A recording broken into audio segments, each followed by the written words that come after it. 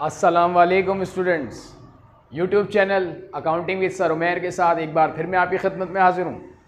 Student, मैं आज आपको कैश बुक का एक और क्वेश्चन जो कि फर्स्ट ईयर का टॉपिक है उसका एक और क्वेश्चन सॉल्व करके दिखाऊंगा, जो कि मेरे बोर्ड पर आपको बैक साइड पर नज़र आ रहा होगा। 2012 प्राइवेट क्वेश्चन नंबर 4 का क्वेश्चन है। लेकिन वीडियो देखने से पहले आपने मेरे YouTube channel accounting with sir Umair को सब्सक्राइब करना है, ताकि हर आने वाला जो नया क्वेश्चन है उसका नोटिफिकेशन आपको मिल सके। तो स्टूडेंट, 2012 प्राइवेट का क्वेश्चन है, क्वेश्चन नंबर 4 कैश बुक, जो कि फर्स्ट ईयर कॉमर्स का टॉपिक है। इसमें हमसे कहा जाता है on March 1, 2012 Adnan trader start business with cash investment of ₹9,000। Adnan trader ने एक बिजनेस स्टार्ट किया और कैश इन्वेस्ट किया 9,000 का।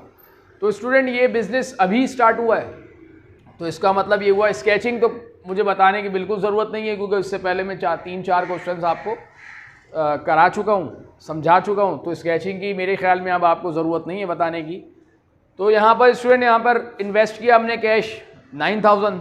अगर हम इसकी जनरल एंट्री पास करें तो एंट्री पास करते हैं हम कैश डेबिट और कैपिटल क्रेडिट। स्टूडेंट, यहाँ पर आपके पास ब्रॉट डाउन बैलेंस गिवन नहीं है, क्योंकि ये बिज़नेस स्टार्ट ही अभी हो रहा है। अगर हम इसकी एंट्री कैश और कैपिटल बनाते हैं तो हमने कैश डेबिट रख दिया और उसका रीज़न लिख दिया क्रेडिट वाला, यानी ऑपोजिट रीज़न कैपिटल। ठीक है स्टूडेंट। नेक्स्ट, फिर हमने open a purchase merchandise for cash March 2 पर हमने मर्चेंडाइज खरीदी कैश पर 3,000 रुपये की। एंट्री हम इसकी पास करते हैं परचेज डेबिट और कैश क्रेडिट। जब भी हम मर्चेंडाइज खरीदते हैं तो परचेज डेबिट और कैश क्रेडिट के नाम से एंट्री बनाते हैं। तो कैश हमने क्रेडिट रख दिया, रीज़न लिख दिया हमने purchase. Next, open a bank account ₹1,000। हमने बैंक में अकाउंट खुलवाया 1,000 से। हम इसकी एंट्री पास करते हैं बैंक डेबिट और cash credit. Bank debit 1,000, reason opposite लिखेंगे कैश। इसी तरह कैश क्रेडिट 1,000, रीज़न अपोजिट लिखेंगे बैंक। स्टूडेंट, एक बात फिर क्लियर कर दूं कि हमने यहाँ पर डेबिट पर बैंक किया है, कैश नहीं। कैश उसका रीज़न है। इसी तरह वहाँ कैश क्रेडिट पर किया और रीज़न बैंक लिखा है, अपोजिट रीज़न लिखते हैं हम। और चूंकि ये दोनों तरफ रिकॉर्ड हो रही है तो आपको ये पता ही है कि ये कॉन्ट्रा एंट्री है। तो लेजर फोलियो में हम इसकी जगह LF की जगह लिख देंगे सी मतलब कॉन्ट्रा, दोनों तरफ। नेक्स्ट, कैश पे सेल की 1,500 की, इसकी एंट्री हमने पास की कैश डेबिट और सेल्स क्रेडिट। तो कैश हमने डेबिट रखा 15,000, रीज़न हमने उसका लिख दिया सेल्स। फिर March 15 पर हमसे कहा जाता है कि आलम को हमने चेक पे किया 1,500 का, जबकि हमें उसे टोटल पेमेंट देनी 2,000 थी। तो स्टूडेंट, ये हम अपनी लाइबिलिटी ख़त्म कर रहे हैं। लाइबिलिटी हमारी इनवॉइस अमाउंट 2,000 से थी, लाइबिलिटी ख़त्म हो गई। तो हम अगर इसकी एंट्री पास करें तो एंट्री बनाएंगे accounts payable debit 2,000 invoice price से। पेमेंट हमने की है 1,500 की चेक के ज़रिए, बैंक को हमने क्रेडिट किया 1,500 से और 500 हमें मिल गया डिस्काउंट। तो स्टूडेंट, यहाँ पर 1,500 से बैंक क्रेडिट हुआ, बैंक 1,500 रख दें। 500 डिस्काउंट रिसीव कर लिया हमने, जिसे आप परचेज डिस्काउंट या डिस्काउंट रिसीव जो भी कह लें, और रीज़न हमने लिख दिया अकाउंट्स पेबल। स्टूडेंट, फिर बता दूं, हमने अकाउंट्स पेबल रिकॉर्ड नहीं किया, हमने बैंक रिकॉर्ड किया, ये रीज़न है उसका अकाउंट्स पेबल। नेक्स्ट, हमने चेक कैश रिसीव किया 2,400 महमूद से, जबकि हमें टोटल अमाउंट उनसे लेना 2,800 था, और वो कैश लेकर हमने बैंक में डिपॉजिट भी कर दिया। इसका मतलब ये हुआ कि अगर हम इसकी एंट्री पास करें तो एंट्री पास करेंगे bank debit account receivable credit.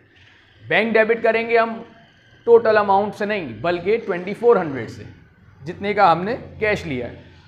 जबकि इनवॉइस अमाउंट थी 2,800, तो रिसीवेबल हमारा ख़त्म हो जाएगा 2,800 से। 400 हमने डिस्काउंट अलाउ कर दिया। ठीक है। तो स्टूडेंट, यहाँ कैश नहीं लिखेंगे, क्योंकि कैश हमने बैंक में डिपॉजिट कर दिया, तो बैंक लिखेंगे बैंक 2,400। 400 हमने डिस्काउंट दिया, जिसको हम कहेंगे डिस्काउंट अलाउ या सेल डिस्काउंट, और रिसीवेबल जो था महमूद का वो हमारा ख़त्म हो गया, तो अकाउंट रिसीवेबल को हमने लिख दिया रीज़न पे। अच्छा, अगर हम इसकी एंट्री पास करते तो हम इसकी एंट्री बनाते बैंक डेबिट 2,400, 400 हम लिखते सेल डिस्काउंट, और अकाउंट रिसीवेबल को हम क्रिएट करते 2,800 से।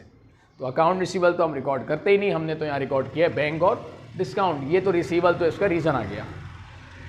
Next, cash was found short by ₹50। Cash 50 रुपये कम हो गया। कैश क्यों कम हो गया, रीज़न नहीं पता। कैश या किसी कस्टमर से कम लिया, या किसी को ज़्यादा पे कर दिया, या XYZ को भी रीज़न था। कैश चूँकि शॉर्ट हो गया तो कैश कम हो गया। कैश कम होगा तो हम इसको लिखेंगे क्रेडिट साइड पर, और रीज़न इसका लिखेंगे cash short and over. Student, मैं एक चीज़ आपको यहाँ पर क्लियर कर दूँ कि अगर इसी तरह से आपको कहा जाता cash was found over, cash ज़्यादा हो गया, तो फिर हम कैश को यहाँ रिकॉर्ड करते डेबिट साइड पर, और उसका रीज़न भी हम कैश शॉर्ट एंड ओवर ही लिखते। अगर आप इसको कैश ओवर को मिसलिनियस इनकम, जो कि यहाँ रिकॉर्ड हो रहा होगा कैश, और कैश शॉर्ट को मिसिंग एक्सपेंस लिख दें, वो भी ठीक है, लेकिन कैश शॉर्ट एंड ओवर ज़्यादा बेहतर टर्म है। तो स्टूडेंट ये एक कैश बुक तैयार हो गई। इसमें दो कुछ चीज़ें जो थी वो यूनिक थी, इसलिए क्योंकि ये पहले 3-4 क्वेश्चन जो हमने किए उसमें नहीं आया था। एक तो ये कैश वॉज फाउंड शॉर्ट, और दूसरा कि यहाँ पर हमने इन्वेस्टमेंट करके अब बिजनेस स्टार्ट किया है, तो हमने यहाँ पर बैलेंस शीट ही नहीं लिखा है, इसकी जगह हमने लिखा कैश। तो स्टूडेंट यहाँ पर अगर रिक्वायर्ड पढ़े तो record the of transaction 3 column cash book page number 25। यहाँ पर आपसे कहा जा रहा है कि ये आपके बुक का पेज नंबर 25 है। इसका मतलब आप ये पेज नंबर डाल दें यहाँ पर 25। यूँ अज्यूम कर ले कि जिस रजिस्टर में आप ये बना रहे हैं ये आपके रजिस्टर का पेज नंबर 25 है।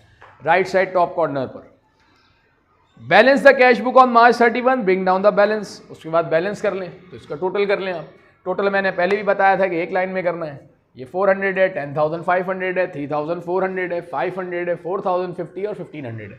तो कैश का और बैंक का कॉलम हमें दोनों बार बैलेंस करना होता है। कैश 10,500 है, 4,050 है कैश का क्रेडिट साइड, 6,450 की कमी है वो आपने लिख दिया।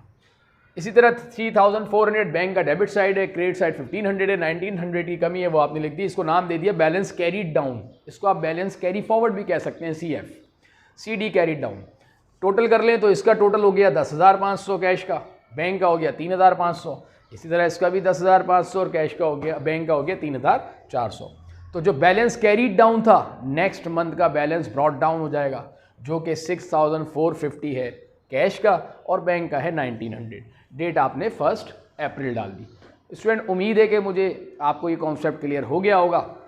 नेक्स्ट वीडियो में मैं आपको कैश बुक का एक और क्वेश्चन के साथ फिर हाजिर होऊंगा, और फिर मैं इस टॉपिक को वाइंड अप करके नेक्स्ट टॉपिक की तरफ जाऊंगा। तब तक के मैं आपसे इजाज़त चाहता हूं।